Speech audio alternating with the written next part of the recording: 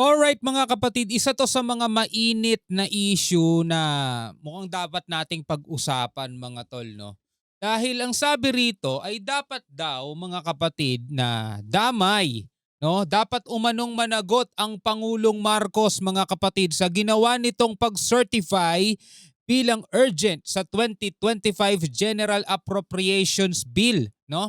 Hiniling ng petitioner sa kaso ng paglipat ng pondo ng Philippine Health Insurance Corporation o PhilHealth mga kapatid na dapat manatiling respondent o kasama sa kaso si Pangulong Ferdinand Marcos Jr. Pero alam naman natin mga tol, syempre, kapag presidente ka at nakaupo ka sa pwesto, immune ka no sa mga ganitong kaso, no? Pero ito panoorin natin to mga kapatid kung ano ang resulta nitong pagdinig nga ba to? Petitioner sa issue ng PhilHealth Fund Transfer hiniling na manatiling respondent sa kaso si PBBM mga kapatid. Panoorin natin tong balitang to mula rito sa UNTV News. Bago natin to simulan, huwag mong kalimutan mag-subscribe. Click mo na rin ang notification bell para ma-notify ka whenever na may mga bago tayong reaction video tulad nito. Alright, so wag na natin patagalin pa. Panoorin na natin to mga tol. Dante, ano ang paliwanag ng respondent tungkol dyan? Kasi di ba merong tinatawag na presidential immunity from suit o hindi po pwedeng basta na lamang kakasuhan ang isang nakaupong presidente ng bansa. Ito naman yung nagiging problema ng presidente kapag wala na siya sa posisyon. No? Lahat ng problema o lahat ng kaso na isinasangkot siya nung nakaupo pa siya, hahabulin siya mga tol kapag wala na siya sa pwesto. Kaya nga yung ibang presidente gusto manatili sa kapangyarihan kasi ang dami nilang dami nilang hinaharap na problema. Kumbaga after ng pagiging presidente nila sa 6 na taon, meron na sila ngayong panibagong haharapin na problema kapag bumaba na sila sa pwesto. Yun ang problema. Magandang tanghali, Ella. May nakuha tayong impormasyon na mayroon ng sagot itong hindi naman direkta ang Pangulo sa pamamagitan ni Executive Secretary Lucas Bersamin. Ini-invoke nga nila na ang presidente ay immune from suit o hindi ito makakasuhan habang siya ay nakaupo pa sa pwesto. Habang siya ay nakaupo pa sa pwesto. Well, so pwede siyang habulin ng kaso kapag wala na siya sa pwesto. No? Bago matapos ang oral argument sa mga petisyon kaugnay na paglipat sa 89.9 billion pesos na pondo. Grabe, 89.9 billion mga tol, nakakalulang mga halaga. Sa mga petisyon kaugnay na paglipat sa 89.9 billion pesos na pondo ng Philippine Health Insurance Corporation of PhilHealth, hiningi ni Bayan Muna Chairman Attorney Nery Colmenares sa Korte Suprema na dapat manatiling kasama si Pangulong Ferdinand Marcos Jr. sa mga respondent sa kaso. Si Colmenares ay isa sa petitioner sa petisyon ng Bayan Muna. Ginawa ni Colmenares ang apela sa korte matapos ang musyon ni Solicitor General Bernardo Guevara na alisin bilang respondent si PBBM sa petisyon dahil bilang presidente ay may immunity from suit o hindi ito pwedeng kasuhan. Pero paliwanag ni Colmenares, may kapangyarihan ang Supreme Court na ito ay i-modify o baguhin. Binanggit ni Colmenares na sa ilalim ng 1973 Constitution ay nakalagay ang immune from suit ang Pangulo, pero sa 1987 Constitution ay inalis na ito. Dagdag pa nito ang ginawa ni PBBM na pag-certify bilang urgent ang pagpapasa ng 2025 General Appropriations Act ay nawala namang emergency ay personal. Ito ay isang short circuit o minadali na proseso na hindi dumaan sa tamang prosesong legal. Imposition din anya sa co-equal branch ng gobyerno o ng Kongreso ang hakbang ng presidente. So this is an imposition by the President not only to short-circuit a legislative process but an imposition on a co-equal branch. Hindi pwedeng absolute yung poder niya na parang kahit walang emergency, pwede niyang utusan ng House or the Senate to do that. Grabe mga naglalakihang pondo pinag-uusapan dito mga tol, mga nakakalulang halaga no? Na kung iisipin mo pondo ng PhilHealth 89.9 billion mga tol.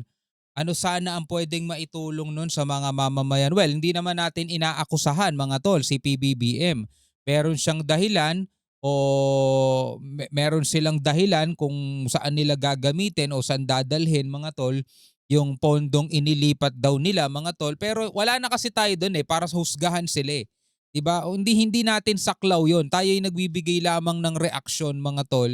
Kasi tulad nga nung sinabi ko mga kapatid, bilang isang mamamayang Pilipino, tayo ay nakaantabay din sa kung ano ang nangyayari sa ating lipunan. 'Di ba? Kasi tignan niyo mga tol, ang problema ng ating sandatahang lakas kung titignan ninyo, budget.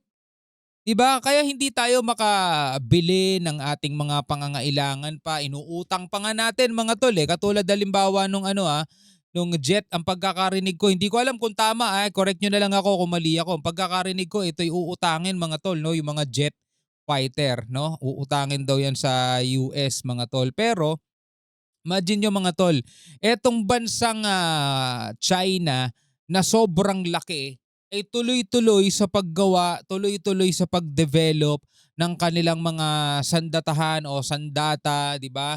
Tuloy-tuloy sa kanilang pag-expand ng kanilang military.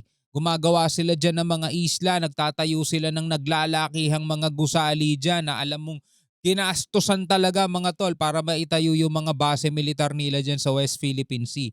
Habang ang ating mga sundalo, nakakaawa tignan, hindi sa minamaliit natin mga tol pero real talk lang, tignan nyo na lang yung BRP Sierra Madre na ginawang outpost ng ating sandatahan mula pa nung panahon ni ERAP nung ipinasadsad yon. Walang development na nangyari. Ibig sabihin mga tol, isinadsad yon, umaandar pa. Nabulok na lamang doon mga tol sa Ayungin Shoal, hindi na natin na develop. Habang yung China mga tol nagsimula sa pag-reclaim, paglipas ng panahon, palaki ng palaki na re-reclaim nila hanggang sa makikita na lang natin sa satellite, naglalakihan na yung mga gusali doon. Tayo, isang barko na nga lang na isinadsad natin, hindi pa natin na-develop mga tol.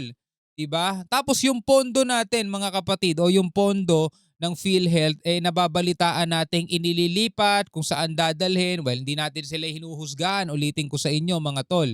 Pero ang sabi rito ay dahil nga immune sa kaso ang presidente ay hindi siya madadamay habang siya ay nakaupo pa. Pero etong kasong to mga tol, alam naman natin ang kaso rito sa Pilipinas gumugulong ng maraming taon So pwede pa rin siyang mahabol kapag siya ay wala na sa posisyon. Diba?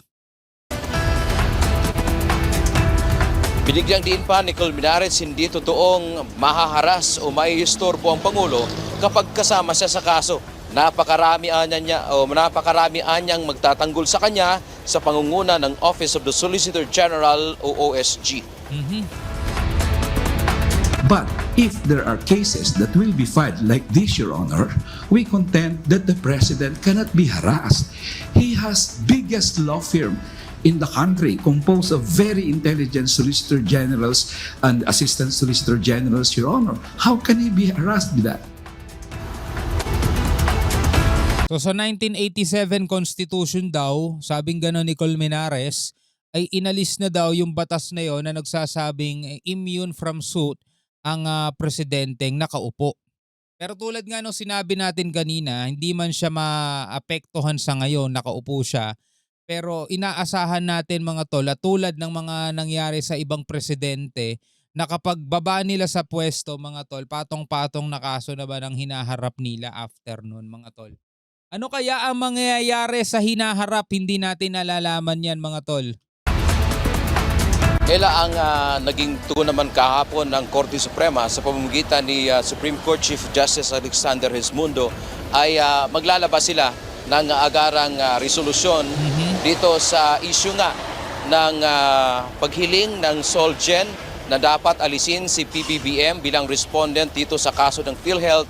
Gayon din yung pakikinggan din nila yung pleading naman o apela ng kampo ng mga petitioner sa pamamagitan ni Attorney Nery Colmenares na dapat manatili ang Pangulo bilang parte dito sa kaso.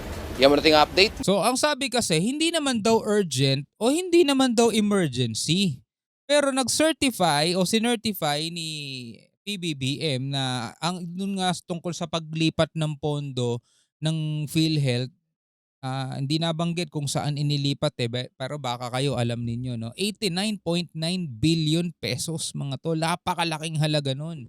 Napakarami na sanang magagawa nun mga tol o maitutulong lalong-lalo na sa mga kababayan nating nangangailangan ng tulong mga tol.